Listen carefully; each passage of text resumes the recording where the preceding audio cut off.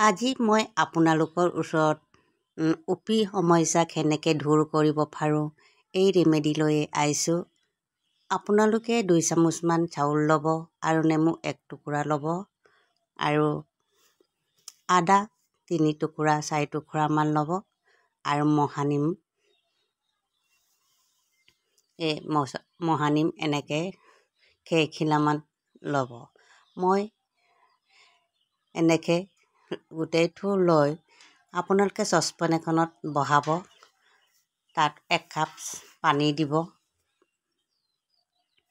আৰু এই 4টা বস্তু ধুনীয়াকৈ বইল কৰি ল'ব, উতলিবলৈ দিব। তাৰপিছত যেতিয়া উতলিব তেতিয়া আপোনালোকে চাহ 1 চামুচমান দি দিব।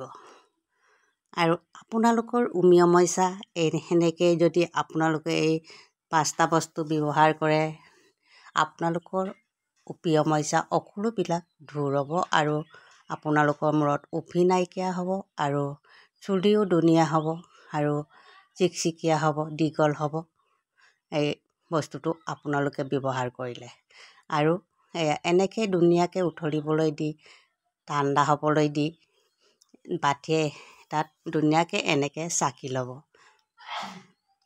চাকনি দি চাকি লৈ আপোনালোকে যি শ্বেম্পু ব্যৱহাৰ কৰে এই শ্বেম্পুটো ধুনীয়াকৈ মিক্স কৰিব। নিজৰ চুলিৰ অনুপাতে শ্বেম্পুটো দিব, চুলিত যিমান দৰকাৰ এইটোকে দিব।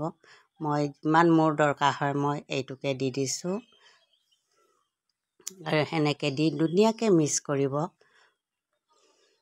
এনেকৈ ধুনীয়াকৈ মিক্স কৰিব, তেতিয়া আপোনালোকৰ চুলিৰ উফিৰ সমস্যা বহুত দূৰ হ'ব আৰু চুলিও ধুনীয়া হ'ব, দীঘল হ'ব।